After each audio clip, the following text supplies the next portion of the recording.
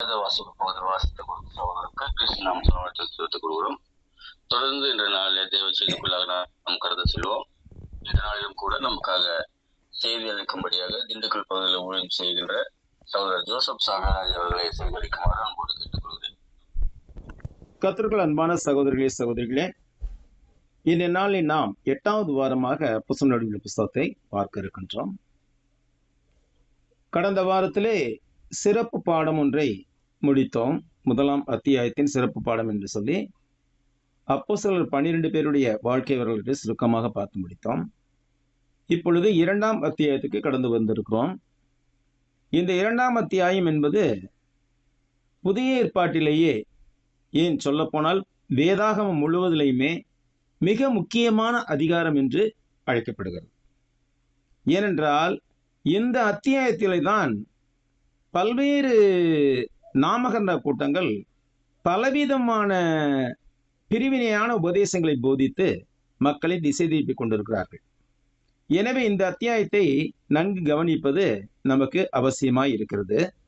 இந்த அத்தியாயத்திலே வரை குறிப்பு ஒன்றை பார்த்தோமானால், முதல் 4 வசனங்களிலே பரிசுத்த ஆவியானவர் அப்போஸ்தலர் மேல் பொழியப்பட்டது சொல்லப்படுகிறது. பிறகு 5 13 வரை அப்போஸ்தலருடைய பேசுதல்களுக்கு மக்கள் கூட்டத்தின் பதில் செயல் என்னவாக இருந்தது என்பதை பற்றி குறிப்பிடுகிறது. பிறகு 14ஆம் வசனம் தொடங்கி 36ஆம் வசனம் வரைக்கும் பேதுருவின் முதல் பிரசங்கம், சபையை பற்றிய பிரசங்கம் அங்கே சொல்லப்படுகிறது. பிறகு 37 to 39 வசனங்களிலே ராஜ்யத்தின் திறவுகோல்களை பேதுரு பயன்படுத்துதல் பற்றி பேசுகிறது. பிறகு 40 to 47 வசனங்களிலே சபை தோன்றுவது மற்றும் அதனுடைய வலிவார்ந்த வளர்ச்சியை பற்றி குறிப்பிடுகிறது. நாம் இப்பொழுது 1ஆம் வசனத்திலிருந்து இந்த அத்தியாயத்தை ஆராய்வோம். 1ஆம் வசனம் இவ்வாறு கூறுகிறது: பெந்தெகோஸ்தே என்னும் நாள் வந்தபோது அவர்கள் எல்லாரும் ஒருமனப்பட்டு ஓரிடத்தில் வந்திருந்தார்கள். வேதாகமம் எப்போது அதிகாரம் மற்றும் வசனம் வாரியாக பிரிக்கப்பட்டது? யூத கிறிஸ்தவ வேதாகமங்களின் மூல புத்தகங்களில் அதிகாரம் மற்றும் வசன பிரிவுகள் இருந்ததில்லை. இத்தகைய பிரிவுகள் வேதாகமத்தின் பாராடெக்ஸ்ட், அதாவது உபவசன பகுதியாகும். வேதாகம புத்தகங்களின் தொடக்க கால கையெழுத்து பிரதிகளில் தற்கால வாசகர்களாகிய நமக்கு தெரிந்த எண் வடிவில் அத்தியாயம் மற்றும் வசன பிரிவுகள் கிடையாது. பழங்காலத்தில் ஹீப்ரு நூல்கள் பத்திகளாக பாராஷாட் என்பதாக பிரிக்கப்பட்டன. அவை எபிரேய எழுத்துக்களின் 2 எழுத்துக்களால் அடையாளம் காணப்பட்டன. ஃபே என்ற எழுத்து ஒரு புதிய வரியின் தொடக்கத்தை குறித்தது. ஒரு புதிய வரியை தொடங்கும் போது ஃபே என்று எழுதுவார்கள். பிறகு அந்த வரியை முடிக்கும் போது சமேக் என்ற எழுத்தை எழுதி முடிப்பார்கள். ஃபே சமேக், இந்த 2க்கும் இடையில தான் ஒரு வரி அமையும். அப்போ அதிகாரங்களோ வசனங்களோ பகுக்கப்படவில்லை. 13ஆம் நூற்றாண்டின் முற்பகுதியிலிருந்து வேதாகமத்தின் பெரும்பாலான பிரதிகள் மற்றும் பதிப்புகள் பொதுவாக ஒரு பக்கம் அல்லது சற்று அதிகமான நீளமுள்ள அத்தியாயங்களாக பிரிக்கப்பட்டன. 13ஆம் நூற்றாண்டில தான் அதிக அத்தியாயங்கள் பிரிக்கப்பட்டன. 16ஆம் நூற்றாண்டின் நடுப்பகுதியிலிருந்து தான் என்ன செய்கிறார்கள்? இந்த அத்தியாயத்தை வசனங்களாக பிரித்திருந்தார்கள். ஒவ்வொன்றும் ஒரு சில குறுகிய வரிகள் அல்லது ஒன்று அல்லது அதுக்கு மேற்பட்ட வாக்கியங்களை கொண்டவர்களாக பிரித்தார்கள். இதை எதற்கு நாம் இங்கு பார்க்கிறோம் என்றால், அதிகாரம் மற்றும் வசன பகுப்புகள் ஏற்படுத்தப்படாததற்கு முன்பு, கொஞ்சம் கொடுங்க சோத்ரம் சந்திரா வாயா, அதிகாரம் மற்றும் வசன பகுப்புகள் ஏற்படுத்தப்படாததற்கு முன்பு இந்த 1ஆம் அதிகாரத்தின் கடைசி வசனமும் 2ஆம் அதிகாரத்தின் முதல் வசனமும் ஒன்றாக படிக்கப்பட்டிருக்க வேண்டும். எப்படி இருந்திருக்கும்? பின்பு அவர்களை குறித்து சீட்டு போட்டார்கள். சீட்டு மத்தியாவின் பேருக்கு விழுந்தது. அப்பொழுது அவன் 11 அப்போஸ்தலனை சேர்த்துக் கொள்ளப்பட்டான். பெந்தெகோஸ்தே என்ற நாள் வந்த போது அவர்கள் எல்லாரும் ஒருமனப்பட்டு ஒரு இடத்திலே வந்திருந்தார்கள். இதை ஏன் இவ்வளவு வலியுறுத்துகிறோம் என்றால், அவர்கள் எல்லாரும் என்று இந்த வசனத்துல இருப்பது, அதாவது 1ஆம் வசனத்துல 2ஆம் அதிகாரம் 1ஆம் வசனத்துல இருப்பது 12 அப்போஸ்தலரை மாத்திரமே குறிக்க பயன்படுது என்பது நமக்கு தெளிவாக தெரிகிறது. பலர் என்ன சொல்லுகிறார்கள் என்றால் 120 பேர் மேல அப்போஸ்தலர் பரிசுத்த ஆவியானவர் பொழியப்பட்டார். அத அதனை கத்தோலிக்க மார்க்கத்தில் என்ன சொல்லுகிறார், மரியாள் தான் அங்கே தலைவியாக இருந்தார்கள். அதாவது இயேசுவின் தாயார் மரியாள் தலைவியாக இருந்தார்கள். அதோடு கூட அப்போஸ்தலரும் சீஷர்களும் இருந்தார்கள். அவர்கள் எல்லாருமே பரிசுத்த ஆவியானவர் பொழியப்பட்டார்கள் என்று சொல்லுகிறார். அது ஒரு மதீனமான ஒரு கோட்பாடு. அப்படி இல்லை. அங்கே நம்ம ஏற்கனவே சொன்ன மாதிரி சீட்டு மத்தியா பேருக்கு விழுந்தது. அப்பொழுது அவன் 11 அப்போஸ்தலனை சேர்த்துக் கொள்ளப்பட்டான். பெந்தெகோஸ்தே நாள் வந்த போது அவர்கள் எல்லாரும் ஒருமனப்பட்டு ஒரு இடத்துல வந்திருந்தார்கள். அந்த அவர்கள் எல்லாரும் யாரை குறிக்குது? நிச்சயமாக 12 அப்போஸ்தலனை மாத்திரம்தான் குறிக்குது, மற்ற சீஷர்களை குறிப்பது கிடையாது. இன்றைக்கும் பல போதகர்கள் இயேசுவின் தாயான மரியாள் உட்பட 120 சீஷர்கள் மீது பரிசுத்த இறங்கினார் என்று போதித்துக் கொண்டுள்ளார்கள். ஆனால் இது ஒரு பொய்யான போதகம் என்பது இன்னும் வரக்கூடிய வசனங்களில் தெளிவாய் விளக்கப்படும். பெந்தெகோஸ்தே சிறப்பு என்ன? பஸ்கா பண்டிகைக்கு பின்வரும் 7ஆம் ஓய்வு நாளுக்கு அடுத்த நாள் பெந்தெகோஸ்தே நாள். அதாவது பெந்தெகோஸ்தே என்றால் 50ஆம் நாள் என்று அர்த்தமாகும். இந்த நாளை பற்றி பழைய ஏற்பாட்டில் 3 வெவ்வேறு பெயர்களில் குறிப்பிடப்பட்டுள்ளது. ஒன்று வாரங்களின் பண்டிகை. இதை பற்றிய 3 வசன குறிப்புகள் கொடுக்கலாம். யாத்திரா 34ஆம் அதிகாரம் 22ஆம் வசனத்துல கோதுமை அறுப்பின் முதற் பலனை செலுத்தும் 7 வாரங்களின் பண்டிகையும் வருஷம் முடிவிலே சேர்ப்பு கால பண்டிகை ஆசரிப்பாயாக. இந்த வாரங்களின் பண்டிகை என்பது இந்த பெந்தெகோஸ்தே பண்டிகையை குறிக்கிறது. அதே மாதிரி லேவியராகமம் 23ஆம் அதிகாரம் 17ஆம் வசனத்துல லேவியராகமம் 23ஆம் அதிகாரம் 15, 16ஆம் வசனங்களிலே நீங்கள் அசைமாட்டும் கதிர்கட்டை கொண்டு வரும் ஓய்வு நாளுக்கு மறுநாள் முதற்கொண்டு எண்ண தொடங்கி 7 வாரங்கள் நிறைவேறின பின்பு 7ஆம் ஓய்வு நாளுக்கு மறுநாள் ஆகிய 50ஆம் நாள் மட்டும் எண்ணி கர்த்தருக்கு புதிய போஜன பலியை செலுத்த கடவீர்கள். அதே மாதிரி உபாகமம் 16ஆம் அதிகாரத்துல 8 முதல் 10 வரை உள்ள வசனங்களிலே பெந்தெகோஸ்தே பண்டிகை பற்றி குறிப்பு காணப்படுகிறது. நீ 6 நாளும் புளிப்பில்லாத அப்பம் புசிக்க வேண்டும். 7ஆம் நாள் உன் தேவனாகிய கர்த்தருக்கு ஆசரிக்கப்படும் நாளாயிருக்கும். அதுல யாதொரு வேலையும் செய்ய வேண்டாம். 7 வாரங்களை எண்ணுவாயாக.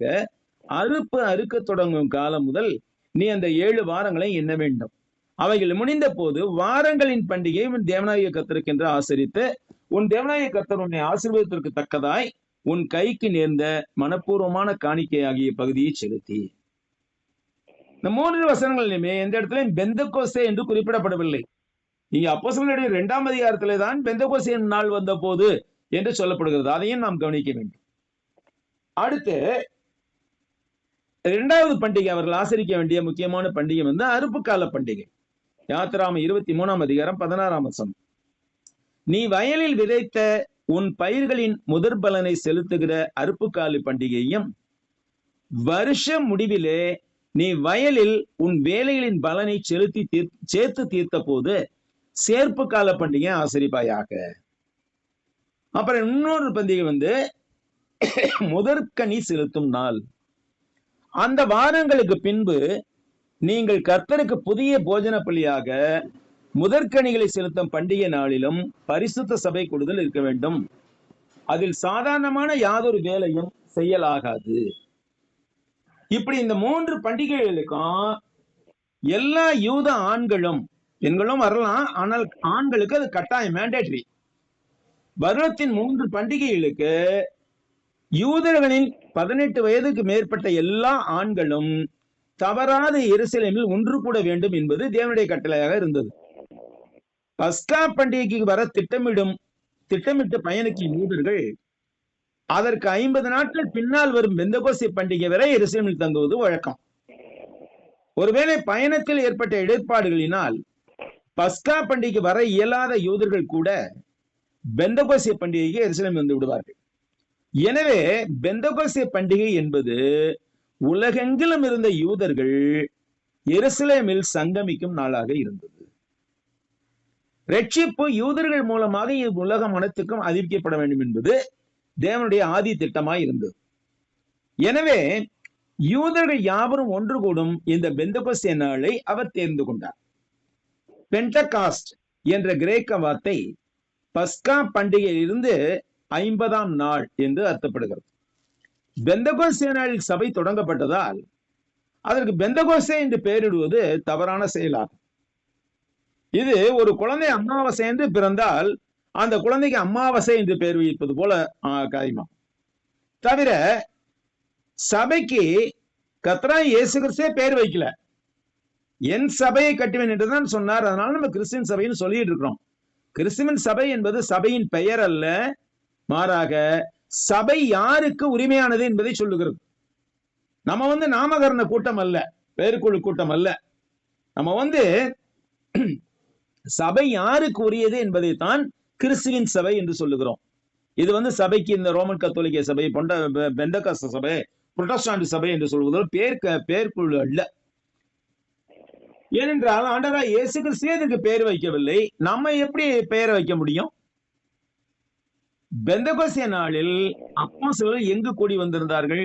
யாரோ தூங்குறாங்க, கொரட்ட சத்தம் தெளிவா கேக்குதுங்க. பெந்தகோஸ்தே நாளில் அப்போஸ்தலர்கள் எங்கு கூடியிருந்தார்கள்? இதை பற்றி வேதாகமத்தில் குறிப்பு எதுவும் இல்லை. ஆனாலும் கூட அவர்கள் தாங்கள் ஏற்கனவே தங்கியிருந்த மேல் வீட்டில் கூடியிருந்தார்கள் என்று நான் தீர்மானிக்க முடியும். அந்த வீடு எருசலேமின் மதில்கள் ஒன்றின் மேல் இருந்தது மற்றும் அந்த மேல் வீட்டின் கீழ்ப்பகுதியில் தாவீதின் கல்லறை இருந்தது என்று வேதாகம அறிஞர்கள் நம்புகிறார்கள். இப்போ 2ஆம் வசனத்துக்கு வருகிறோம். அப்பொழுது பலத்த காற்று அடிக்கிற முழக்கம் போல வானத்திலிருந்து சடிதியாய் ஒரு முழக்கம் உண்டாகி அவர்கள் உட்கார்ந்திருந்த வீடு முழுவதையும் நிரப்பிற்று. அப்போஸ்தலர்கள் யாவரும் மேல் வீட்டில் கூடியிருந்த போது பலத்த காற்று அடிக்கிற முழக்கம் போல ஒரு பெரிய சத்தம் உண்டாயிற்று. காற்று வடிவில் மற்றும் அக்கினி வடிவில் காற்று வடிவில் பரிசுத்தாவியானவர் மேல் வீட்டை நிரப்பினார். அப்போஸ்தலர்கள் 12 பரிசுத்த ஆவியானவருக்குள் முழுக்காட்டப்பட்டனர். அவர்கள் பெற்றுக்கொண்ட ஞானஸ்தானம் பரிசுத்த ஆவிக்குள்ளாக ஞானஸ்தானமாக இருந்தது. அப்போஸ்தலர்கள் யாரும் தனி ஞானஸ்தானம் பெற்றதாக வரலாறு காணப்படவில்லை. ஆனால் அவர்கள் உட்கார்ந்த வீடு முழுவதும் அப்படியே ஒரு தொட்டி மாதிரி ஆயிடுச்சு. அந்த வீடு முழுவதும் பரிசுத்த ஆவியானவர் நிரம்பினார். அப்ப அவர்கள் பரிசுத்த ஆவியானவருக்குள்ளாக முழுக்காட்டப்பட்டார்கள். 1:4 வசனத்தில், அதாவது அப்போஸ்தலர் 1:4 வசனத்தில் இயேசு கிறிஸ்து தம் அப்போஸ்தலருக்கு வாக்களித்தபடி அவர்கள் யாவரும் பரிசுத்த ஆவியானவருக்குள் ஞானஸ்தானம் பெற்றுக்கொண்டார்கள். இது யோவான் ஸ்நானன் கொடுத்த ஞானஸ்தானத்தை விட மேன்மையானதாக இருந்தது. இது அப்போஸ்தலர்களை ராஜ்யத்தின் தூதுவர்களாக தகுதிப்படுத்தியது. அவர்கள் பெற்றுக்கொண்ட ஞானஸ்தானம் இயேசு கிறிஸ்து வாக்களித்தபடியான ஞானஸ்தானமாய் இருந்தபடியால் அவர்கள் எல்லா வகையிலும் இயேசு கிறிஸ்துவை குறித்து சாட்சியம் அளிக்கக்கூடியவர்கள் ஆனார்கள். வானத்திலிருந்து சடிதியாய்னா திடீரென்று ஒரு முழக்கம் உண்டாகி, பாருங்க, இந்த 3 யுகங்களின் தொடக்கமுமே அற்புதமான தொடக்கமாகத்தான் இருந்தது. தேவன் ஆதியிலே வானத்தையும் பூமியை படைத்த போது அற்புதமாய் இந்த வானத்தையும் பூமியை படைத்தார். வார்த்தையினாலே படைத்தார். அதே மாதிரி மோசையின் மூலமாக நியாயப்பிரமாணம் கொடுக்கப்பட்ட போது சீனாய் மலை அக்கினியும் புகைக்காடுமாய் இருந்தது. 1014 தூதர்கள் மத்தியிலே தேவன் தாமே நியாயப்பிரமாணத்தை எழுதி கொடுத்தார். அதே போன்று இப்பொழுது 3வது யுகமான கிறிஸ்துவின் யுகம் தொடக்க நாளிலே அங்கே அப்போஸ்தலர்கள் உட்கார்ந்திருந்த வீடு முழுவதும் ஒரு முழக்கம் உண்டாகி, பலத்த காற்றடிக்கிற முழக்கம் போல வானத்திலிருந்து சடிதையாய் ஒரு முழக்கம் உண்டாகி அவர்கள் உட்கார்ந்திருந்த வீடு முழுவதையும் நிரப்பிற்று. 3ஆம் வசனம், அல்லாமலும் அக்கினிமயமான நாவுகள் போல பிரிந்திருக்கும் நாவுகள் அவர்களுக்கு காணப்பட்டு அவர்கள் ஒவ்வொருவர் மேலும் அமர்ந்தது. பரிசுத்த ஆவியானவர் அப்போஸ்தலர்களுக்குள் இறங்கினார். முதல்ல அப்போஸ்தலர்கள் பரிசுத்த ஆவிக்குள்ளாக ஞானஸ்நானம் பெற்றுக் கொண்டார்கள். பிறகு பரிசுத்த ஆவியானவர் அவர்களுக்குள் இறங்கி வந்தார்.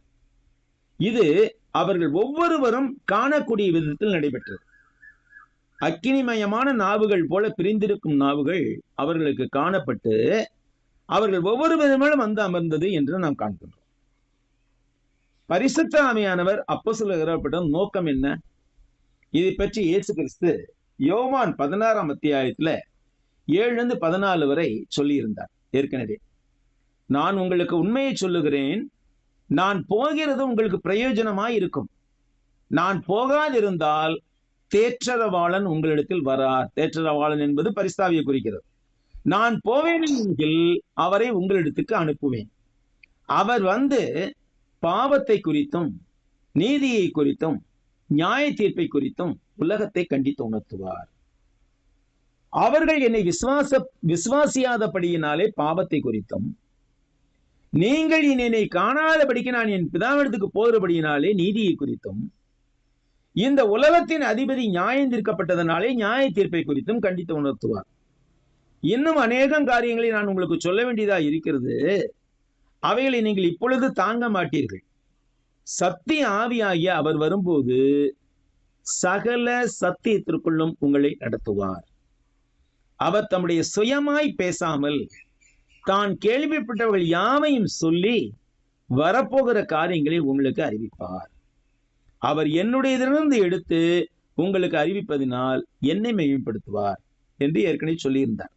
அப்ப சத்திய ஆவியாகிய தேற்றரவாளன் வரும்போது அப்போஸ்தலர்கள் சகல சத்தியத்திற்குள்ளும் நடத்தப்படுவார்கள்.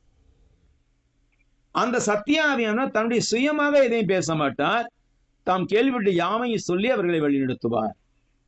அப்ப பரிசுத்த ஆவியானவர் சகல சத்தியத்திற்குள்ளும் அப்போஸ்தலர்களை வழிநடத்தினார். இது அவர்கள் மக்களை தேவனுடைய விஷயங்களில் நடத்தும்படியான விவரங்களை எழுத்தில் பதிவு செய்ய உதவிற்று. அப்போஸ்தலர்களுக்கு விசேஷித்த விதமாக என்ன நடந்தது? அப்போஸ்தலர்களுக்கு அக்கினிமயமான நாவுகள் வடிவில் பரிசுத்த ஆவியானவர் விசேஷித்த வகையில் அருளப்பட்டார். இது நாம் ஏற்கனவே பார்த்தது போல சகல சத்தியத்திற்குள்ளும் அவர்களை வழிநடத்த வழிவகுத்தது. ஏனென்றால் அவர்கள் தேவனுடைய வெளிப்பாடுகளை எழுத வேண்டியிருந்தது. வேத வாக்கியங்கள் எல்லாம் தேவ ஆவியினால அருளப்பட்டிருக்கிறது என்ற கூற்றின்படி அப்போஸ்தலர்களுக்குள் இருந்த ஆவியானவரே அவர்கள் எழுத வேண்டியது என்ன என்பதை அவர்களுக்கு கூறி வழிநடத்தினார். பரிசுத்த ஆவியானவர் அப்போஸ்தலர்கள் மீது இறங்கி வந்த விதம் என்ன? அப்போஸ்தலர் ஒவ்வொருவர் மீதும் ஆவியானவர் இறங்குவதை அவர்கள் ஒவ்வொருவரும் காண முடிந்தது. அதாவது பேதுருவின் மீது அக்கினிமயமான பிளவுபட்ட நாவுகள் இறங்குவதை மற்ற 11 அப்போஸ்தலரும் காண முடிந்தது. இவ்வாறே அங்கிருந்த 12 ஒவ்வொருவரும் மற்ற 11 பேர்கள் மீது ஆவியானவர் அக்கினி வடிவத்தில் இறங்கி வந்ததை காண முடிந்தது. புதிய ஏற்பாட்டின் வரலாற்றில் மேல் வீட்டில் நடந்த இந்த நிகழ்விலும் இதற்கு 10 ஆண்டுகள் பின்னர் கொர்நேலியின் வீட்டில் நிகழ்ந்த நிகழ்விலும் மாத்திரமே பரிசுத்த ஆவியானவர் இவ்வாறு நேரடியாக மக்கள் மீது வந்து இறங்கினார். இந்த 2 நிகழ்வுகள் தவிர புதிய ஏற்பாடு முழுவதிலும் வேறு எங்கும் பரிசுத்த ஆவியானவர் நேரடியாக இறங்கி வந்ததாக நாம் காண்பது கிடையாது. ஏனென்றால் இன்றைக்கு பல பெந்தகோஸ்தே போதகர்கள் என்ன செய்கிறார்கள்? ஒரு ஊருக்கு போகிறாங்க. இப்ப திண்டுக்கலுக்கு வர்றாங்கன்னாக்கா திண்டுக்கலுக்கு இன்றைக்கு பெந்தகோஸ்தே நாள் என்று சொல்லி அவர்கள் அறிவிக்கிறார்கள். ஆவியானவர்கள் நிரப்பப்படுங்கள் என்று சொல்லுகிறார்கள். அதெல்லாம் கிடையாது. அப்போஸ்தலர் காலத்திலேயே அப்போஸ்தலருக்கு மேல் வீட்டிலே பெந்தகோஸ்தே நாள் பரிசான இறங்கி வந்தது ஒரு முறை. அதுக்கு 10 வருடங்கள் கழித்து 10 வருடங்களாக யூதர்களுக்கே பிரசங்கித்துக் கொண்டிருந்தார்கள் இவர்கள். அதனால இவங்களை மாத்தணுங்கிறதுக்காக உலகம் முழுவதும் பிரசங்கிக்க வேண்டும் என்பதற்காக கொர்நேலியின் வீட்டிலே ஒரு முறை இறங்கி வந்தார் பரிசுத்த ஆவியானவர். இந்த 2ஐ தவிர வேறு எந்த இடத்திலும் பரிசுத்த நேரடியாக இறங்கி வந்ததா வரலாறே கிடையாது. அடுத்து 4வது வசனம். அவர்கள் எல்லாரும் யாரு? அப்போஸ்தலர்கள். அவர்கள் எல்லாரும் பரிசுத்த ஆவியினாலே நிரப்பப்பட்டு ஆவியானவர் தங்களுக்கு தந்திரளிய வரத்தின்படியே, இதை நல்லா கவனிக்கணும், ஆவியானவர் தங்களுக்கு தந்திரளிய வரத்தின்படியே வெவ்வேறு பாஷைகளில் பேச தொடங்கினார்கள். இந்த வசனத்தை ரொம்ப நல்லா ஆராய்ந்து பார்க்கணும். இல்லாட்டி நமக்கு அந்நிய பாஷைனா என்னங்கிறதே புரியாது. அப்போஸ்தலர்களுக்குள் இறங்கி நிரம்பினவர் யார்? தேவத்துவத்தில் 3ஆம் ஆளாக உள்ள பரிசுத்த ஆவியானவர் அப்போஸ்தலர்களுக்குள் இறங்கி நிரம்பினார். யோவான் 16:7 அப்போஸ்தலன் இயேசு கிறிஸ்து சொன்னார், ஏற்கனவே நம்ம வாசித்தோம் அதை, நான் உங்களுக்கு உண்மையை சொல்லுகிறேன், நான் போகிறது உங்களுக்கு பிரயோஜனமாயிருக்கும், நான் போகாதிருந்தால் தேற்றரவாளன் உங்களிடத்தில் வரார், நான் போவேனே ஆகில் அவரை உங்களிடத்துக்கு அனுப்புவேன் என்று வாக்களித்திருந்தார்.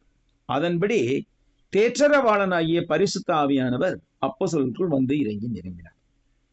நாம் ஒவ்வொருவரும் ஞானஸ்நானம் பெறும்போது தேவத்துவம் என்ற குடும்பத்தில் ஒருவராக இருக்கிற பரிசுத்த ஆவியானவர் நமக்குள்ளாக தங்கி நம்மை நல்வழிப்படுத்தும் அளவுக்கு நம் ஒவ்வொருவருக்கும் அருளப்படுகிறார்.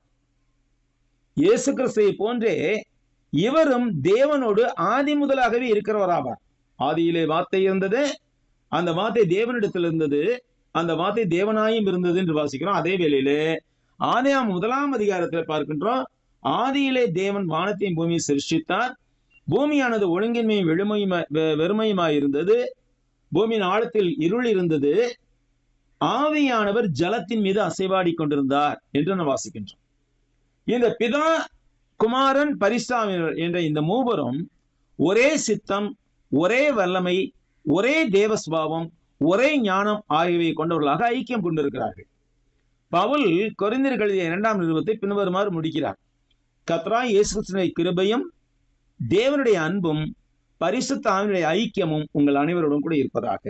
இது அவருடைய பொதுவான வாழ்த்துக்களாக இருக்குது. ஆக தேவத்துவத்தில் இருக்கின்ற அந்த மூவரை பற்றியும் நாம் நன்றாக ஆராய்வது முக்கியமாக இருக்கிறது. தேவனை பற்றி மாத்திரம் ஆராய்ந்து கொண்டிருக்க கூடாது, குமாரனையும் ஆராய வேண்டும், பரிசுத்தாவினரையும் ஆராய வேண்டும். அப்போஸ்தலர்களுக்கு ஆவியானவர் தந்தருளினது என்ன? வரம் அல்லது கொடையை தந்தருளினார் என்று தமிழில் மொழிபெயர்க்கப்பட்டுள்ளது. ஆனாலும் கிரேக்க மொழியில் இவ்விடத்தில் டு அட்டர் ஃபோர்த் என்றுள்ள வார்த்தையின்படியே இங்கு தமிழில் வரத்தின்படியே என்று மொழிபெயர்க்கப்பட்டுள்ளது என்பதை நாம் கவனிக்க வேண்டும். இதை பேசும்படி அருளியதன்படியே, அதாவது பரிசுத்த ஆவியானவர் என்ற அர்த்தம் தரப்படவில்லை, பரிசுத்த ஆவியானவரே ஒரு வரமாக கொடுக்கப்பட்டார். அதுதான் அங்கே முக்கியமான கருத்து. அடுத்து அப்போஸ்தலர் பரிசுத்தாவியினால் நிரம்பிய போது செய்ய முடிந்தது என்ன? அயல் மொழிகளில் பேச முடிந்தது.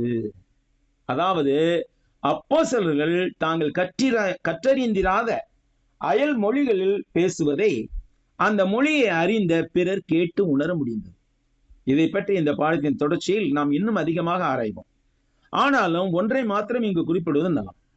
அப்போஸ்தலர் மேல் வீட்டில் கூடியிருக்கையில் அப்பகுதியில் பெருங்கூட்டமாக யூத மக்கள் நின்று கொண்டிருந்தனர். அவர்கள் வெவ்வேறு நாடுகளிலிருந்து எருசலேமுக்கு வந்திருந்தார்கள்.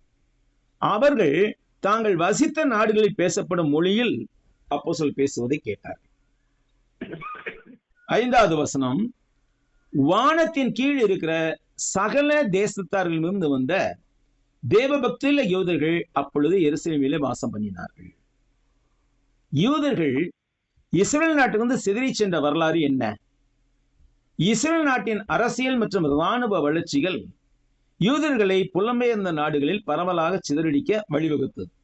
முதலில் மத்திய தரைக்கடலை சுற்றியுள்ள பகுதியில் முழுவதிலும் மற்றும் அதற்கு அப்பாலும் யூதர்கள் சிதறி சென்றார்கள். ஆயினும் அவ்வாறு புலம்பெயர்ந்த நாடுகளிலும் அவர்கள் ஒரு குழுவாக தங்கள் ஒருமைப்பாட்டை பேணினார்கள். தங்கள் இன தூய்மையை காத்துக் கொள்வதில் அவர்கள் எப்பொழுதும் எச்சரிக்கையாக இருந்தார்கள். மேலும் யூத சமய வழிபாடுகள், நியாயப்பிரமாண கட்டளைகளை கைக்கொள்ளுதல், தங்கள் பிள்ளைகளுக்கு யூத மார்க்க உபதேசங்களை போதித்தல் ஆகியவற்றில் அக்கறை கொண்டு செயல்பட்டார்கள். இது தொடர்ந்து வருகின்ற காரியங்கள் சற்று விரிவாக இருக்கின்றன. இந்த காரியத்தை நாம் அடுத்த வாரத்தில் ஆராய்ந்து பார்ப்போம். ஏனென்றால் சற்று நேரமாகி விட்டது. இன்று 6:32 ஆயிடுச்சு. இப்ப தொடங்கினாக்கா அது ரொம்ப பெருசா போயிடும். அதனால நம்ம அடுத்த வாரத்திலே நம்ம இது தொடர்ந்து ஆராய்வோம். இந்த வசனம் இன்னும் பாக்கி இருக்கிறது ஆராய வேண்டியது. 5வது வசனத்திலே வானத்தின் கீழே இருக்கிற சகல தேசத்தாரிலிருந்து வந்த தேவபக்தியுள்ள யூதர்கள் அப்பொழுது எருசலேமிலே வாசம் பண்ணினார்கள். வாசம் பண்ணினார்களா என்ன அர்த்தம்? அவர்கள் அப்போது அங்கு பண்டிகைக்காக வந்திருந்தார்கள். அவர்கள் குடியிருந்தார்கள் என்ற அர்த்தம் அல்ல, பண்டிகைக்காக வந்திருந்தார்கள் என்று அர்த்தமாகும். எல்லா நாட்டில இருந்தோம், அதாவது அது எந்தெந்த நாடு அப்படிங்கிறத நம்ம பின்னாடி நம்ம பார்க்க போறோம். 18 வகையான மொழி பேசக்கூடிய மக்கள் அங்கே கூடியிருந்தார்கள் என்று நாம் பார்க்கின்றோம். இன்றைக்கு நாம் இத்துடன் முடித்துக் கொள்ளும் சகோதரர்களே. தொடர்ந்து நாம் அடுத்த வாரத்துல இந்த பாடத்தின் தொடர்ச்சியை பார்ப்போம். கர்த்தர் தாமே நம்மை ஆசீர்வதிப்பாராக. நன்றி சகோதரர்களே. நன்றி சகோதரி. இவ்வளவு நேரமாய் வேதாகமத்திலிருந்து செய்து கொண்டு வந்த சகோதரர்கள் கிறிஸ்தவ தளவாட்டத்தில் தெரிவித்துக்கிறோம். இறுதியாக நம்ம ஜெபத்தில் வழிநடத்தும்படியாக சகோதரர் ஸ்டான் பிரவீன் அவர்களை ஜெபத்தில் மரணப்போடு கேட்டுக்கொள்கிறேன். ஸ்டான் பிரவீன் இல்லாத இறுதியாக நம்ம ஜெபத்தில் வழிநடத்தும்படி சகோதரர் ஜஸ்டின் அவர்களை ஜெபத்தில் செய்யும் மரணப்போடு கேட்டுக்கொள்கிறேன்.